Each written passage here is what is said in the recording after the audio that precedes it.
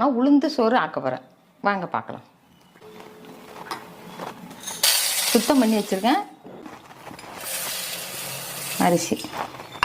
இதில் தண்ணி ஊற்றி ஒரு 10லேருந்து 15 நிமிஷம் ஊறட்டும். அதுக்கு தேவையான உப்பு குக்கருக்குள்ள வச்சு மூடி போட்டுறேன்.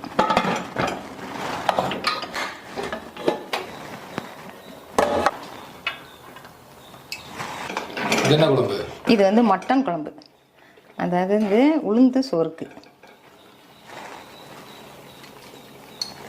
முட்டை மசாலா,